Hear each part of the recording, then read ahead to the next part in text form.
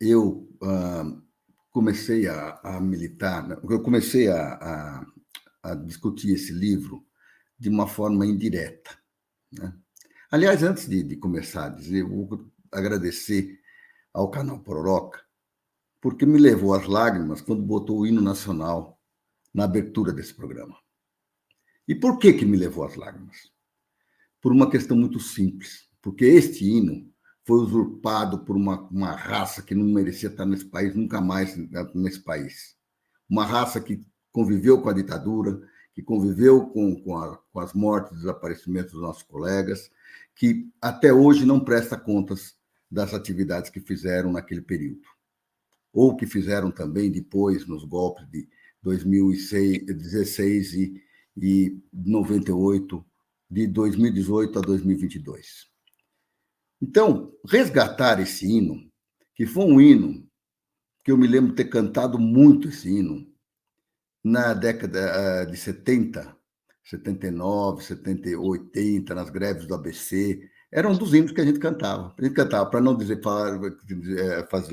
que falei de flores, e também o hino nacional. E isso dava força para nós levarmos o movimento, dava força para a gente tocar. E esse hino não é daquela turma, ele é nosso, ele é do povo brasileiro. Então, eu queria agradecer ao Pororoca por isso. Bom, em segundo lugar, por que eu resolvi participar desse livro?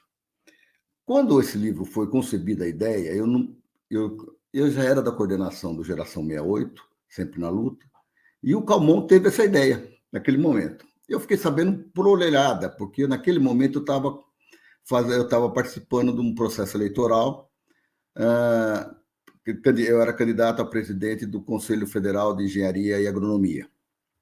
Então, eu não estava participando das reuniões, mas eu ouvi falar desse livro, cheguei a trocar algumas ideias com o Calmon, né?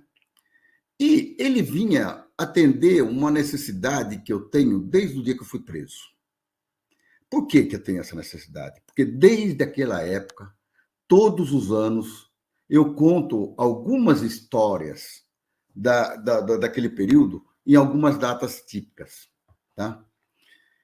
Então, eu conto sempre, na época de 1º de março a abril, que foi o período que eu tive preso, eu conto algumas histórias. Eu conto, por exemplo, a história de uma companheira nossa, Melinha Teles, que estava comigo no DOPS de São Paulo, e que escreveu num cartaz, Viva o Dia Internacional da Mulher.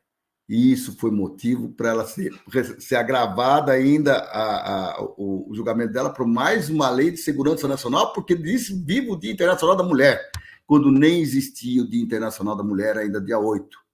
Mas ela foi lá para o dia 20 de março, 20 e pouco de março, que foi quando eu cheguei lá no DOPS. Então, vejam o absurdo que a gente vivia. O segundo momento é quando chega 17 de março.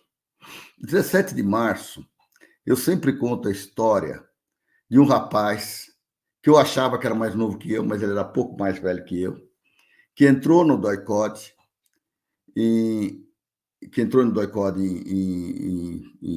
em março, 2 dias antes, e foi morto à pancada, na tortura. E isso nunca saiu da minha cabeça e eu nunca deixei de falar. E assim foi. A minha vida, cada dia eu vou contando uma história. Então, a possibilidade de contar essa história num livro, e não só para os meus conhecidos e para as pessoas com quem eu convivia ou das entidades que eu participei, era alguma coisa muito importante. E eu logo vi que esse livro tinha uma importância fundamental para a gente, principalmente depois desse período desse infeliz que passou pela presidência de 2018 a 2022, 2019 a 2022, e onde foi banalizada a questão dos direitos humanos, onde foi banalizado e foi louvado e foi promovido um torturador que me torturou pessoalmente, Brilhante Ustra. Então, tinha um sentido para mim isso, para lembrar o que realmente o que a gente passou, o que esse país sofreu. Esse país não sofreu só por prisões e perseguições. Quantos dos nossos companheiros tiveram que largar a faculdade? Quantos dos nossos companheiros tiveram que largar suas famílias e ir para a clandestinidade? Quantos de nós foram expulsos das universidades e tudo mais. Quantos? Quantos? Isso é uma dívida que o Estado tem com o povo brasileiro e tem com a gente também.